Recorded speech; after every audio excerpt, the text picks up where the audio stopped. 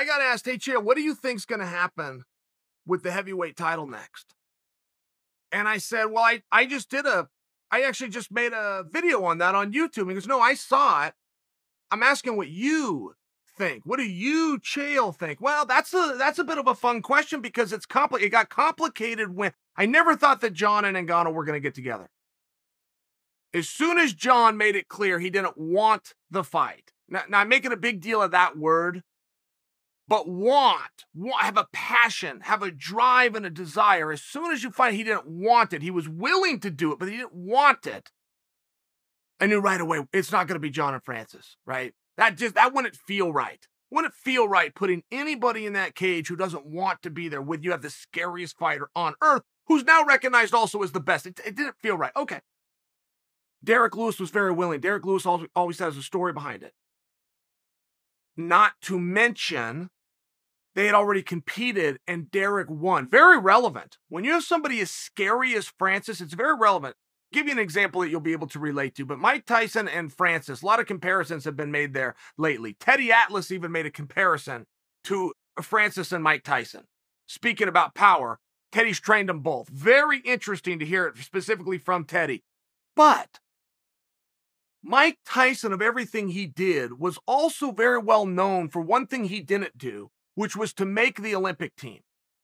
So the gentleman who did make the team and beat Mike, it seemed as though, us as fans, it seemed as though we got to get them together. We got to get them together in the pros.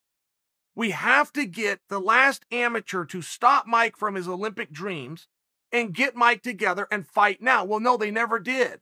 The reason that they never did was that guy just didn't go on and have that good of a pro career. He was just better with the amateurs. He kind of fizzled out, and I'm even referring to him as that guy. I couldn't produce his name for you, and I don't think you could produce it back for me, only speaking to the fact that his days were here and Mike's days kind of began and ran on the later chapter.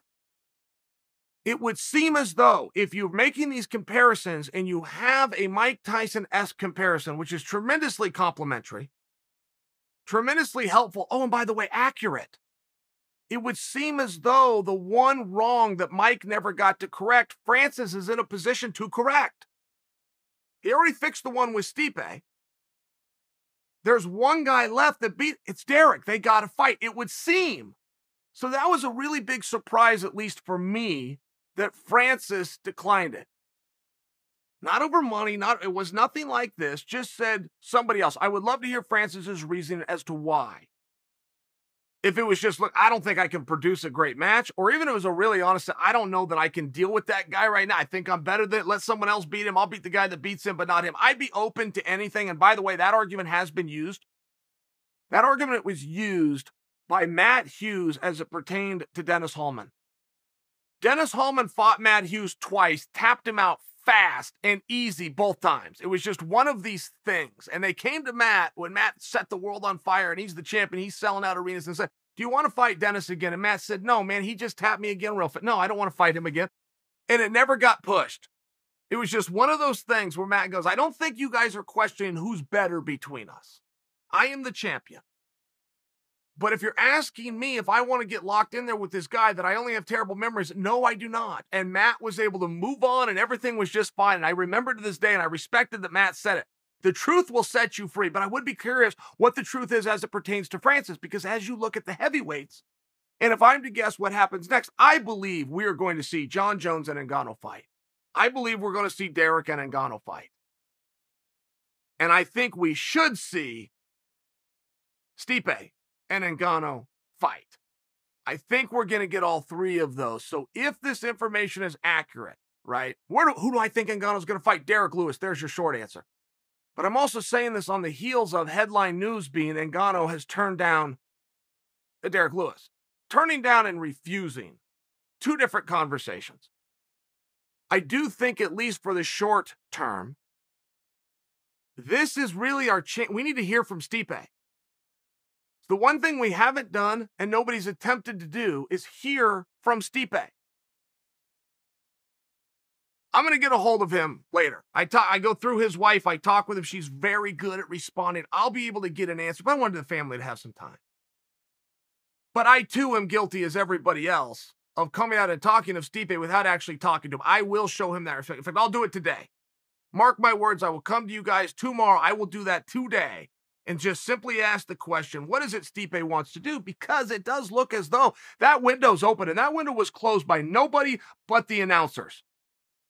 And the announcers are greatly influential, and they all in unison stamped and rubber stamped and stamped again the statement that Stipe needs time. That is an opinion. It just happened to be the opinion of the broadcaster that left us was that idea. And the only reason I bring it back to you is not to second guess the announce team. I bring it back to you because that's why you guys think that. And that is why the world and the narrative is where it is. Because it was signed and co-signed by the three voices and the only voices that we heard, but we didn't ask Stipe. And I just think that that's very relevant, particularly in lieu of and in light of John Jones maneuvering himself out of it, Derek possibly not going to get it. It still comes back to Stipe. In some ways, it really does. Now, I am very confident in telling you Ngannou Jones is going to happen. I'm also very confident in telling you that Ngannou Derek Lewis is going to happen next. But Stipe and Ngannou are going to play this game again. It's just a matter of when and in what order. And it would seem as though this is as good a time as any and most appropriate time for Stipe to be heard.